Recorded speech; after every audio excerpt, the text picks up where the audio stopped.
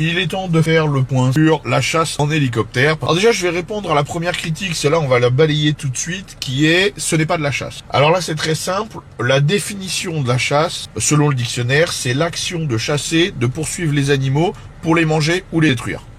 Point. La chasse en hélicoptère, on poursuit les animaux en hélicoptère pour les détruire. Ça rentre entièrement dans la définition de la chasse. C'est de la chasse. Point final. Point final. Pas la peine d'argumenter. Oui, mais moi je pense on s'en fout. On s'en fout. Vous ne refaites pas la définition des mots. Je reviendrai pas là-dessus. Donc ensuite, on va comprendre pourquoi on fait ça. Pourquoi on fait la chasse en hélicoptère ici. Alors on fait la chasse en hélicoptère ici parce qu'en fait, c'est un très très bon moyen de réduire les dégâts de gibier. Vous voyez là cette vidéo, tout ça c'est des dégâts de culture qu'on a filmés seulement en quelques minutes de vol lors de notre dernier vol. Il suffit de quelques minutes pour voir les dégâts innombrables que font les sangliers ici. Il y a 2 millions de sangliers au Texas et chaque année aux États-Unis, il y a 2 milliards de dollars de dégâts de culture. Je ne sais pas si vous vous rendez compte ce que ça fait, 2 milliards de dollars de dégâts. À titre de comparaison, la France produit 10 milliards d'euros de culture céréalière chaque année. Donc c'est comme si vous aviez 1/5 de la production entière de la France en céréales qui est détruite chaque année. Donc c'est gigantesque. Pour un paysan, je sais pas si vous vous rendez compte, mais quand vous avez passé du temps, des semaines à semer, à fertiliser, à vous occuper des sols et qu'un matin vous levez et que le champ est entièrement détruit, je sais pas si vous imaginez moralement ce que ça fait. Et pour ceux qui vont me dire, il y a des assurances pour ça. Effectivement, il y a des assurances qui remboursent en partie. Mais pour être remboursé ici, par exemple au Texas, l'assurance va vous rembourser une première fois et va vous demander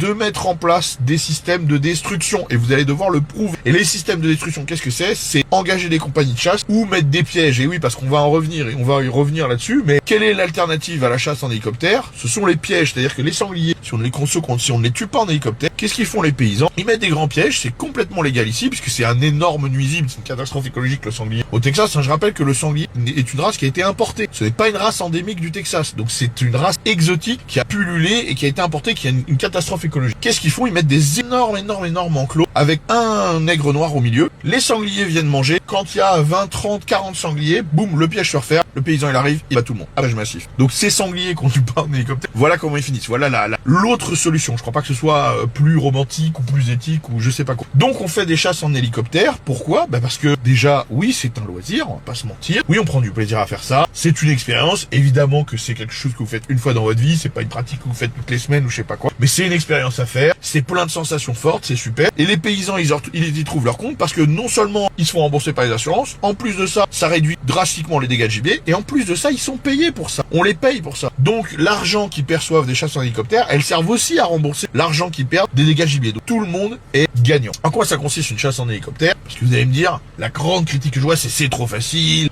ils n'ont aucune chance. Alors, déjà, on va revenir sur un détail qui est très peu compris par les gens. Qu'est-ce qu'on utilise comme équipement? Je vois tout et n'importe quoi qui est écrit, oui, mais ils tirent à la mitrailleuse, ils tirent à l'arme de guerre, donc des gens qui n'ont aucune connaissance en armes et qui se permettent de juger. Alors, qu'est-ce qu'on utilise? On utilise des AR-15, des AR-10. Qu'est-ce que c'est? Ce sont des carabines semi-automatiques à chargeur grande capacité. La différence entre une carabine semi-automatique utilisée dans toutes les chasses de France et la nôtre, c'est simplement le chargeur. Ce sont des calibres normaux, 223, 243, 308. C'est des calibres que vous retrouvez partout en France, d'accord? C'est pas du tout des trucs spécifiques. Et le système de fonctionnement est le même que n'importe quelle carabine semi-automatique que vous voyez dans n'importe quel battu en France, d'accord? La différence, c'est qu'en hélicoptère, vous ne pouvez pas recharger facilement. Évidemment, ça bouge, vous êtes attaché, etc. Vous pouvez faire tomber. Donc, si on a des chargeurs de 5, comme dans des carabines semi-automatiques normaux, toutes les 5 coups, vous allez devoir chercher un chargeur, il vous faut 10, 15 chargeurs, vous allez en faire tomber, c'est n'importe quoi. Donc, on a des chargeurs grande capacité, des chargeurs de 20, des chargeurs de 30, parce que c'est beaucoup plus pratique.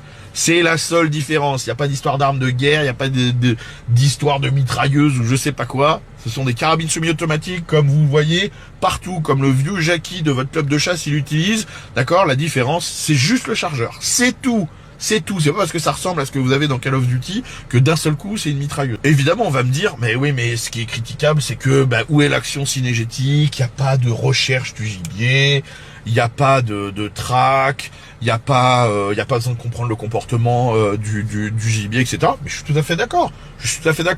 La difficulté dans la chasse en hélicoptère, elle réside dans le tir. Parce que ça, quelqu'un qui n'a jamais tenu une arme de sa vie, c'est pareil, il comprend pas. Mais vous êtes dans un hélicoptère qui bouge, vous tirez sur du gibier qui bouge. Donc les tirs sont très difficiles. C'est pour ça d'ailleurs que je recommande pas du tout aux débutants. Donc contrairement à ce qu'on croit, quand on dit oui, les sangliers, ils ont aucune chance. Si, il y a énormément de sangliers qui survivent. C'est pour ça qu'il faut en faire beaucoup. Parce qu'en fait, à chaque sortie, on on en tue peut-être une dizaine sur les centaines qu'on voit, parce que ils se cachent dans les buissons, ils se cachent dans les arbres, ils courent, c'est très dur, donc voilà. C'est bien plus dur que ce que vous imaginez. Mais moi, quand j'entends cette critique, quand j'entends la critique de dire oui mais il n'y a pas d'action synergétique, etc. Mais vous savez ce que c'est qu'une battue? Vous avez déjà été dans des grandes battues en France? Parce que vous savez, il y a des battues en France, même au cerf, hein, parce que nous on ne fait qu'ici l'hélicoptère c'est évidemment que pour le nuisible. Mais en France vous avez des battues au cerf, au chevreuil, au sanglier, ça dépend des endroits, ça dépend des clubs, ça dépend des régions. Vous avez des grandes battues, on lâche 40 chiens, vous avez 20 mecs postés, d'accord? Ils sont postés sur un mirador, ils ont un angle de tir, ils tirent sur ce qui passe à 15-20 mètres devant eux, d'accord? Donc, ça c'est pas trop dur. Vous avez 40 chiens et on dit, on tire tout ce qui passe la ligne. Mais vous croyez que quand on raconte ça à des Américains, quand je dis à des Texans qu'on chasse le cerf comme ça en France, vous croyez pas qu'ils pensent que c'est du tir au pigeon aussi? Expliquez-moi dans une battue où vous avez 40 chiens qui débusquent et qui font courir tous les animaux qui étaient en train de dormir, d'accord? Qui partent en courant dans tous les sens et que vous avez juste à tirer sur tout ce qui passe devant votre poste. Expliquez-moi où est l'action synégétique là? Où est la recherche, la compréhension du gibier? Je critique pas du tout. Je veux dire, je comprends qu'on chasse en battue, il y a aucun problème. Mais moi ce que je comprends pas, c'est qu'on fasse ça et qu'ensuite on critique des actions de chasse qui sont complètement similaires. Et je peux vous assurer qu'ici, parce qu'ici la chasse du cerf c'est très réglementé, je peux vous assurer qu'un chasseur de cerf au Texas qui vous expliquait qu'on chasse en battue en lâchant des chiens au cul des cerfs et en tirant depuis un poste, il trouve ça pourri aussi. Il trouve que c'est du tir au pigeon aussi. C'est pareil. Donc, avant de juger, d'émettre des grands états d'âme et de mettre de l'ultra-romantisme partout, toutes les chasses ne sont pas romantiques. Non, toutes les chasses ne sont pas des grands voyages spirituels à travers la nature. Il y en a, évidemment, on en propose plein, parce que je rappelle que nous, on fait pas que ça, hein. On fait plein d'autres types de chasses. On fait des approches de nuit qui sont très compliquées. On fait des approches aux prédateurs, on fait de l'affût aux coyotes, etc. C'est très dur tout ça. On fait de la chasse à alligator, on fait plein de choses. On fait plein de types de chasse et on fait aussi de la destruction en hélicoptère. Et oui, c'est fun. Si c'est pas votre truc, c'est pas votre truc. Il y a aucun souci.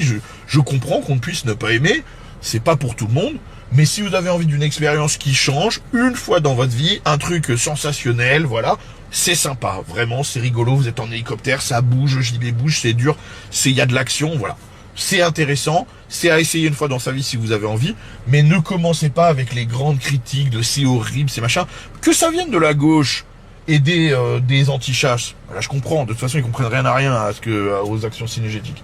Donc il n'y a pas de souci. Mais quand ça vient de chasseurs ou de gens qui se prétendent pro-chasse, mais qui en fait ont des discours qui sont basés sur soit de la bêtise, soit de l'inculture, soit des émotions, non, moi je suis désolé, je ne suis pas d'accord. Je ne suis pas d'accord. Alors encore une fois, je suis pas en train de vous dire qu'on fait ça pour faire des bonnes actions, etc. On fait ça parce qu'on trouve ça fun. On fait ça parce qu'on y prend du plaisir. J'assume entièrement.